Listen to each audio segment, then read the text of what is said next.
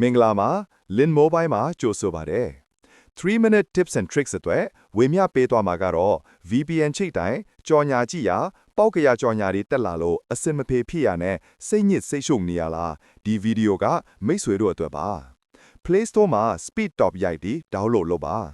down ထားတဲ့ VPN ကိုဖွင့်မယ် agree and continue ကိုနှိပ်ပေး notification အတွက် permission တောင်းရင် allow လုပ်ပေး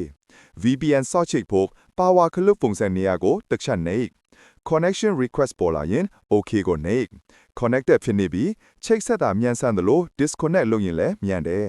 Facebook ဗီဒီယိုကြည့်ပြထားပါတယ်မထစ်ဘူးအဆင်ပြေတယ်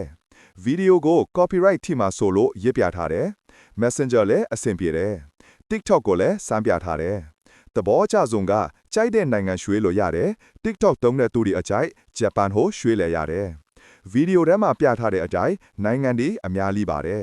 ကြိုက်ရရွှေ့ပြီးသုံးလို့ရတော့ဘာလို့တည်းလဲမိတ်ဆွေနမူနာအနေနဲ့ဂျပန်နဲ့စမ်းပြထားတယ်ပြီးရင် United States နဲ့လည်းထပ်စမ်းပြထားတယ်ထပ်ပြီးစင်ကာပူနဲ့မှစမ်းပြထားတယ်ဒီ VPN ကကြော်ညာတွေ့မကြည့်ရလို့အရန်အဆင်ပြေတဲ့အပြင်အချိန်အကန့်အသတ်လည်းမရှိသလိုသုံးနေရင်တန်လန် disconnected လည်းမဖြစ်ဘူးဆိုတော့ဘာလို့တည်းလဲအရန်အဆင်ပြေတယ်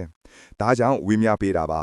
ဒီလိုနီးပညာလေးတွေဝေမျှပေးတာမလို့ like and follow လုပ်ပေးပါနော်နောက်ဗီဒီယိုမှာပြန်ဆောင်ကြပါအောင်